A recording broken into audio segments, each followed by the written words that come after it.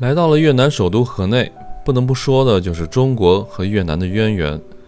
越南在历史上有着近2000年的汉字使用历史，也和中国有着许多共同的文化传统。至今也有很多的华人在越南生活居住。我们在越南首都河内就找到了华人曾经居住的痕迹。河内老城的36行街是当地有名的街区，这36行街售卖着不同的商品，并以这些商品而命名，比如鞋街、锅街、表街等。曾经这里是华人居住的地方，现如今华人都搬离了这里，只留下几间曾经的华人会馆。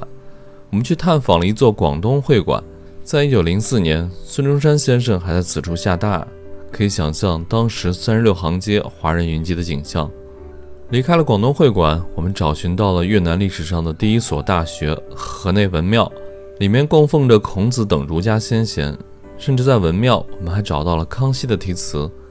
来到文庙，能感受到中国和越南在历史上紧密的联系，这里的建筑风格、文化传统和中国如出一辙。下面就开始我们今天的旅行。我们终于来到了河内的环建湖。环建湖是位于河内市环建郡的中心位置的。虽然说河内是有很多个湖泊的，但环建湖呢，它的知名度在河内乃至整个越南都是很有名的。全世界的游客来到河内旅游，也是以环建湖及它的周边作为一个集散中心的。这个环建湖呢，它是一个天然形成的淡水湖泊整个的形状是呈椭圆形。就是跟越南的国土面积差不多，是南北狭长的一个椭圆形的湖。从这儿到那儿是比较窄的，然后这边是很宽的。我们现在基本上在中间会偏南边的一个位置的边上。大家来越南河内旅游的时候会发现基本上河内著名的景点都是围绕着环建湖周围的。比如说在环建湖的北边那一头就是老街区36行街都在那边。然后环建湖的南边那一头就是法国区，环建湖的西边那一大片就是越南的，像巴亭广场胡志明陵全部在那边了。那环建湖这个名字其实是有来历的在历史上很长一段时间，其实这个湖是叫做绿水湖的。那为什么后来改成了环建湖？这是跟一段历史传说相关的。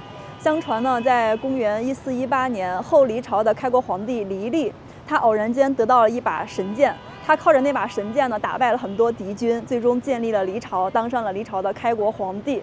在他当上皇帝10年后呢，有一次他就来到这个绿水湖泛舟这个湖上的时候，突然间呢，有一只神龟从湖里面出来了，就跟他说既然敌军已经被打败，那么请大王将这柄神剑归还给我吧。神龟说完话之后呢，这个皇帝腰间的这个剑就突然开始晃动摇动，随后呢，从皇帝的身上脱落，掉进了水里。这个金龟呢就把神剑衔在嘴里，最终潜入了湖底。那当时的皇帝以及文武百官都觉得这个金龟一定是神仙的化身。后来为了表示对金龟的尊重，所以就把这个湖改名字叫环建湖，就意味着把这柄皇帝得来的神剑最终又归还给了神仙的意思。那大家有没有注意到在环建湖的中心还有一座小岛，岛上有一个小塔，这个也是有传说的相传呢，这个神剑最终呢又被另一个神仙是插在了湖中，它的剑板露出了水面，就形成了这个小塔。这个塔呢现在是被叫做龟塔，它下面的那个小岛叫做龟塔丘。那其实在环建湖中除了龟塔丘，还有另外的一个小岛，是在湖的最北边，那个地方叫玉山祠，也是河内这边的一个名胜古迹我们那天晚上去那儿转了一下，那个祠里面有很多的古汉字的。我们在环建湖旁边走发现环建湖这一块真的像狒狒说的一样是越南河内这边一个中心区域了。旁边那个就是越南的邮政，很高那个楼，它旁边各种银行 BIDV， 就是我们取钱的银行。这个环建湖不光是很多年轻姑娘穿嗷嗷带在这边拍写真、拍婚纱，还有很多阿姨也在这边拍照片。果然任何年龄段的女生都很爱美。其实说真的这个环建湖你要单令它的自然风景而言的话，并没有很惊艳就跟我们随便一个城市那种公园里面的湖是差不多的。而它的水深也不深，虽然是个天然湖泊，但是它平均水深只有1.2米。对。但是呢，它在越南的这个象征意义以及这些背后的历史传说是更重要的。刚才我们有聊到还建湖的传说，那大家可能对越南的历史都没有什么概念，那我简单的聊一下哈。其实越南的历史还是比较悠久的，但是呢，远古时期跟我们也没有太大的关系，没有太大的意义，所以我们就重点说一下，在古代越南和中国的关系。那最早是在公元前221年，当时秦始皇统一6国之后，又继续南征百越，后来呢，在百越之地设立了3郡来进行管理。这3郡分别是桂林郡、象郡和南海郡。桂林郡管辖的范围就包括现在的广西壮族自治区，南海郡呢主要是现在的广东省，而象郡管辖的范围主要就包括现在越南的中部和北部。那到了秦朝的末年，一直到西汉初年这段时间，当时的中原内乱，自顾不暇。那会儿有一个秦军的将领叫赵佗，他在岭南那个地方建立了南越国。南越国的范围就包括现在的广东、广西、海南，还有福建的一部分，以及越南的中部和北部。但是呢，这个南越国它的历史也并没有太久，没有超过100年。到了汉武帝时期，大概是公元111年的时候，汉武帝发兵南下，灭亡了南越国。从那之后呢，越南就正式的成为了西汉王朝的土地。那当时呢，汉武帝就在这个区域设立了一个官职，叫做交趾刺史来进行管理。交趾刺史他管辖的范围包括现在的广东、广西、海南和越南的北部和中部，也是这一片区域。那当时呢，西汉在越南这边的管理政策还是比较宽松的，包括像与民生息不收赋税还将中原地区的儒家思想以及一些社会风俗和制度传了过来，比如说婚丧嫁娶这些都是和中原一样的。那在西汉之后的几个朝代，比如说东汉、魏晋南北朝，还有隋唐时期，也是在越南设立了管理机构，对这片区域进行直接的领导。比如说呢，在唐朝的时候，就曾经有一个安南都护府，还有靖海军节度使，类似这样的官职来管理越南。那中原王朝对越南的直接统治，从秦朝一直持续到了唐朝灭亡之后的5代时期这个时间段大概是1000年。这1000年的历史在越南也是被承认的。那在越南的历史书上，他们把这段时间称为北蜀时期。但是呢，在唐朝灭亡之后中原又一次陷入了战争，就放松了对这片区域的管理。那当时越南也是逐渐的摆脱了中原王朝的控制，开始建立起自己相对独立的封建王朝。从公元968年到1945年，那这个时期呢，可以说算是越南自己的封建时代。统治时间比较长的朝代包括像丁朝、李朝、陈朝，还有黎朝以及阮朝。那刚刚我们有聊过关于还建湖的历史传说，里面涉及到那位皇帝就是黎朝的开国皇帝。这个黎朝统治越南的时间是比较长的，大概有360年。虽然从公元10世纪一直到清朝末年，越南都一直是一个相对独立的藩属国，但是依然历任的皇帝，历朝历代的皇帝都会向中原王朝去称臣请封。那这是为什么呢？其实想想就跟现在的国家要加入联合国是一样的，他们需要去一个机构去承认自己政权的合法性。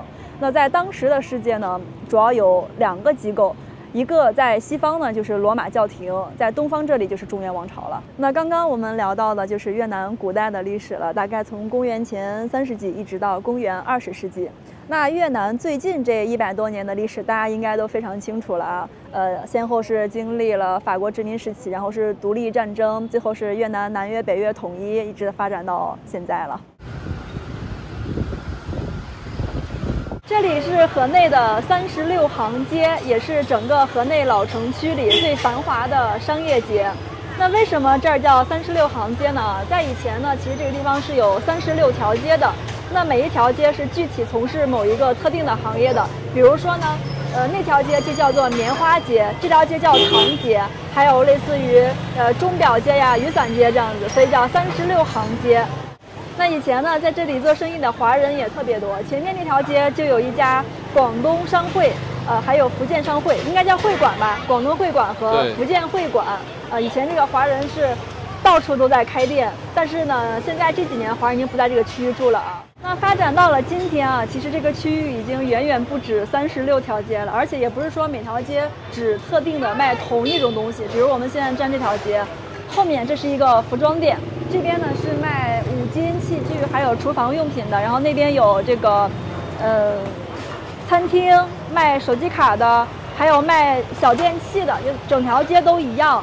而且呢，这个区域的路都不是直南直北的，有很多小巷子，所以这片区域其实挺容易迷路的。给大家看一下地图啊，我们现在是在这个蓝点的位置，下面这个湖呢就是环建湖，整个黄色这片区域啊都是36行街，这个里面大家可以看到，路都是纵横交错哈。对，它没有那种不像我们西安那种棋盘式的，而且看这种小巷子啊，横七竖八的，其实挺难去找一个地方的，很容易就迷路了。那现在我们就深入36行街，带大家去找一找曾经的广东会馆和福建会馆，找找曾经华人在这里生活过的痕迹。我们在36行街里面穿梭了许久啊，终于找到了曾经华人在河内老城区生活过的痕迹。我们知道呢，华人聚居的地方呢，尤其是做生意的、开商铺的这些地方，一定会有一些商会，比如说南洋会馆呀、广东会馆、福建会馆之类的。那这里就是河内老城区的广东会馆，它好像是叫做粤东会馆，是吧？是的，粤东会馆。这里面不知道收不收门票，能不能看一下？天哪，好中式呀！是。这个上面写了时间对，它的那个开放时间是从星期一到星期四，对，每周开放4天，时间是早8到晚上的5点。哦，不对，周末也开，周5到周日是早8到晚上10点，开的会久一点。不知道有没有门票，我们去看看。好。哇，这竟然有一块牌，上面写的是中文啊，上面好像是。这是越南语，下面是中文，写的是中国伟大的民主革命先行者孙中山先生，1904年曾居于此。天哪，1904年啊，孙中山在这儿还住过一段时间。这个牌是1966年的时候挂在这儿的，下面是粤中友谊协会。原来是这样子的。看来这个会馆应该时间会更早啊，毕竟1904年的时候孙中山在那是住过的。哇，这个建筑真的好精美啊！你看上面那些雕梁画栋、木雕，还有这样子的这种石雕，整个柱子上去。这个是2023年河内创意设计节的时候弄的，这个上面的这个的灵感来自于历朝历代的云朵图案。还有一些祥云的图案。再看看这边说的是什么？这边说的是，这个上面描绘了河内36条街道周围灯光下出现的象征性形状，以及始终代表该地区的神圣景观，是对河内几千年现代文化奉献精神的核心。就是机器翻就这样，但大概的意思就是说，这些是当年一个文化艺术节，2023年的，也不是当年啊。对。当时也是一个艺术家弄的，他的灵感就来自于历朝历代的祥云的一些图案，然后他描绘的场景就是曾经36条街这里的一些东西，就这样子。在越南，尤其是越南北部，人们也有供奉关公的传统。在36行街附近就有一座关公庙，香火旺盛。龙城河口刘圣庙，都是繁体字啊。看看这边写的什么？48节奉香灯。这个地方也是很有我们中国古典的建筑美的。去里面看看，我看里面供的是应该是关公。它这个进去呢是需要脱鞋的，我们从外面看一看就好了。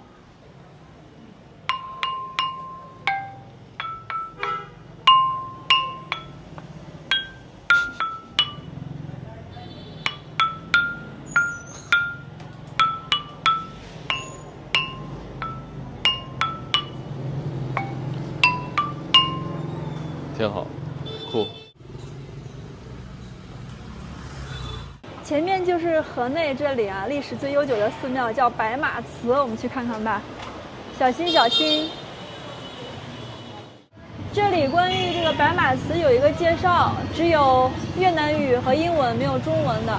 这边写了说白马祠是河内很早的一个寺庙了，它是9世纪的时候，就公元800多年的时候就有了。9世纪，南国上神四镇升龙传乐史，每个字都认识，但是合起来意思不是很理解。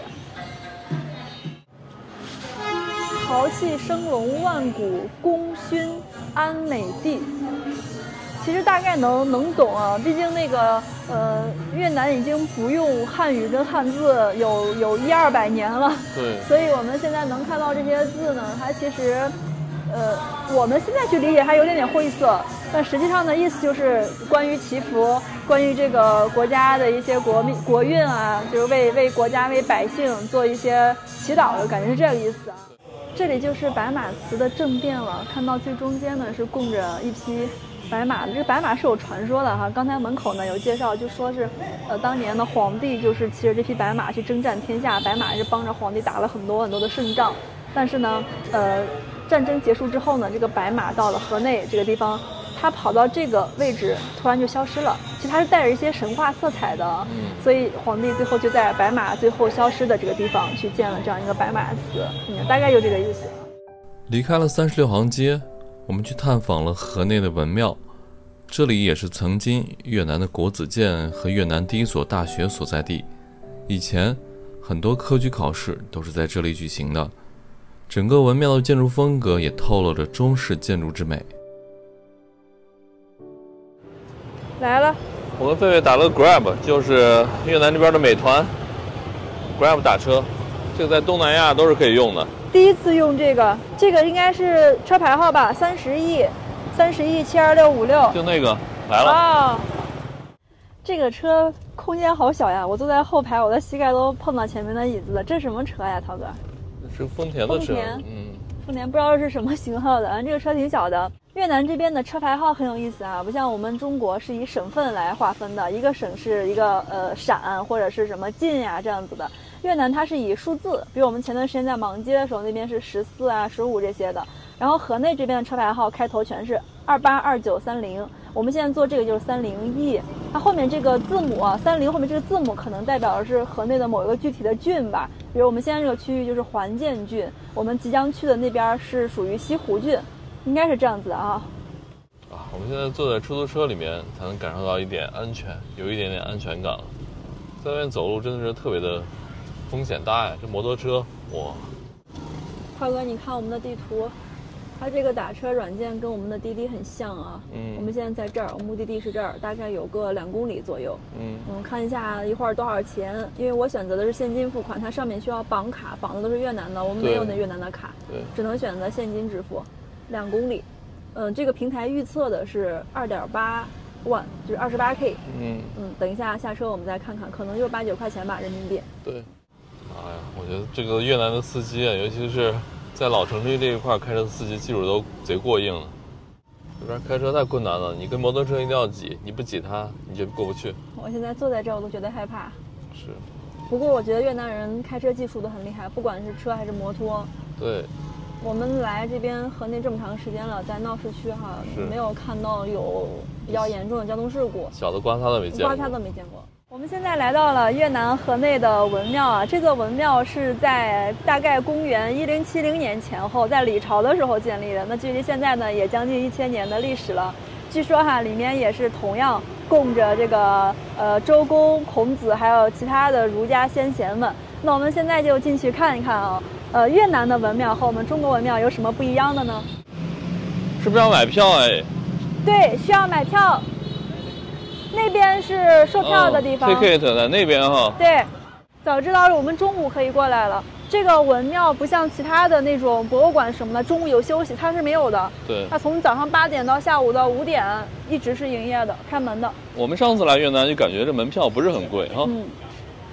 我们刚刚在文庙的门口看到了很多的马来的华人啊，但是没有想到这边还有其他的国家，印度人都来这儿参观啊。对，门票好像是每个人3万，3万，学生票是15000，上面写了。15岁以下的儿童免费。这边还有这个导游费，导游费是一个人10万。How much? 30,000。OK， 一张票人民币9块。还行3万越南盾，对，不贵。然后那个讲解费按人头收，每个人收10万，就30块人民币。然后它可以提供7、8种语言的导游服务，有讲解的。哇，刚到文庙真是厉害了！来文庙啊，越南河内这个文庙的好多都是中国人或者是华人，所以这边导游都是讲汉语的。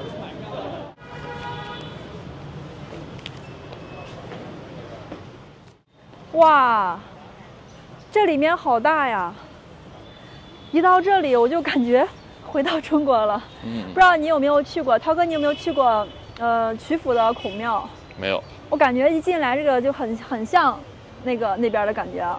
这里面听说很大，我刚看外面有一个就是英文的介绍，说里面大概也是有5进，这是我们才进来第1进，挺大的。这边还是挺古老的哈，我看上面有一些那个房檐都不是很完整了，有一部分已经脱落了，毕竟历史太久了嘛，1000年了。那当年啊，李朝皇帝建了这个文庙之后哈，除了里面供奉着周公、孔子、72贤人等等这些儒家先贤们，他也让自己的孩子们、皇子皇孙，还有其他的皇亲国戚们来这里面读书。所以这个其实文庙从一开始建设，它就兼具着国学堂的职责。所以这个也是整个越南第1座国学大学啊。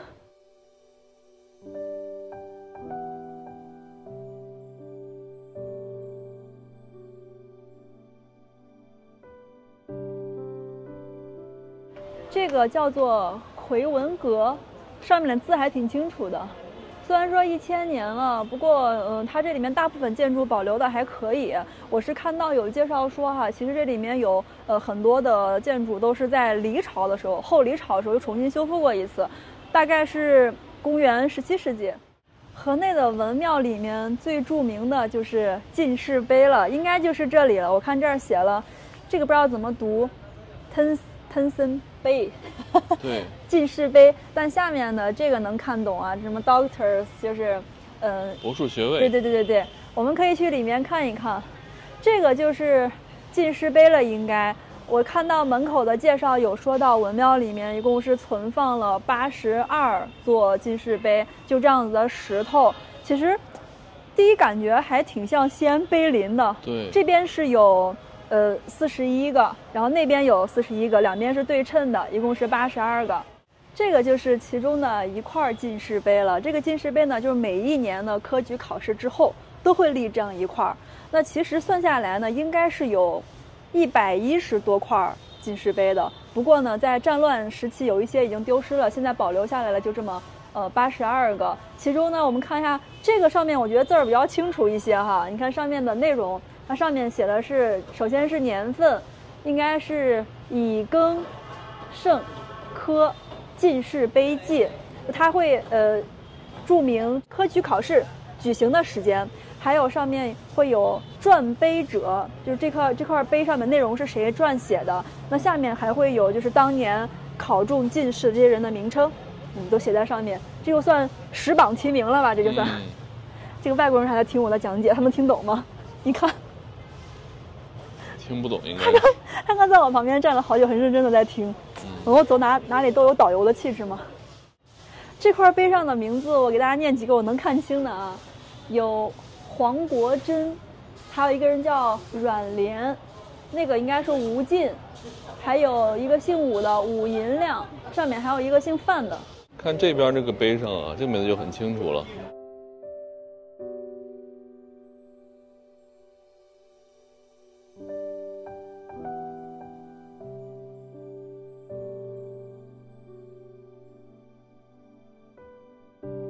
哇，里面这个建筑还挺恢宏的。对，那个房顶上面都是龙，在越南龙形图案特别常见。对，越南还是很爱龙这个图腾的。而且这个地方毕竟在古代的时候算国学堂嘛，所以就皇帝的孩子、皇帝他们都会来，就给上面弄了很多这种象征着皇室的龙。我们往文庙的深处走，这边有好多的这种石像，应该就是当时士兵的模样吧，留着胡子，戴着帽子，这边拿着武器，哇，还挺有那种以前古代的感觉的。这边有一个越南人啊，他的书法很好，就这里面游客可以选字，然后给大家写完之后可以带走。你看，都是一些很象征很好的字。对，在这写书法。对，比如小朋友来了，可以写这些登科、好学、勤敏、功名、大吉大利。做生意的可以写发达、富贵这些。他会一点点中文，就是说的不算特别好，但是他的书法很好，你可以看墙上写的。对，这是符啊。墙上写的，还有这些字儿，就各种各样的字体都可以写。就这个大师。郑培公，对，这位老师，这里写了登科，然后这里是河内国家大学，还盖了章啊。上面的这个就是我们从门口看到的那个建筑了。天哪，这就是中举的时候的那个场景，高头大马。对。进士。荣归拜祖。荣归故里，祭拜祖先啊，这边。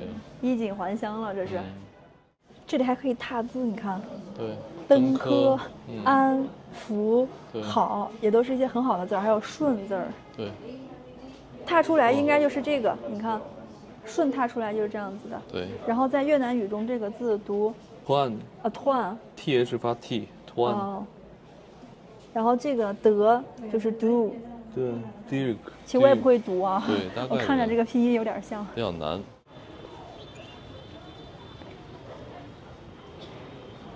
这里面是什么呀？万世师表。哦，这是康熙写的。是吗？万世师表的那边有个康熙御书，同庆庚子中冬数题，就写了康熙写这个匾的时间。这个应该是他们当地的一个年号吧。对。刚才我们在里面啊，看到有很多人都在朝着那个匾额还有孔子的像在拜。在当地呢，据说每年会有很多的学生来这里，就是他们拜的这个目的是为了祈祷自己能够在考试中取得一个好成绩。然后也有学生的家长会来这边为自己的孩子去求一个好成绩吧，算是。我想问一下，刚刚你在这里拜什么？Tôi vừa xin cho bài thi của tôi đạt điểm OK。啊，我是为了通过考试啊。越南的学生考试前会有很多人来这里找孔子吗？Tôi nghĩ là có。OK， 谢谢。刚刚我们从供奉着孔子圣像的大殿里面出来啊，里面有好多人在拜，不但有家长，还有学生。我刚刚看到有一个越南的小姑娘，应该也就15、16岁吧，中学生，看着挺小的。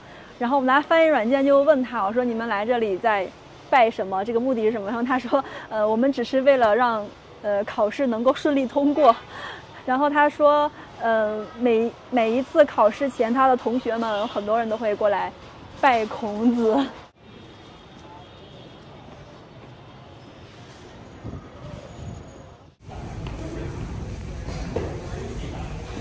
我们一直沿着文庙的中轴线再往前面走，那这一块应该是比较靠后的位置了。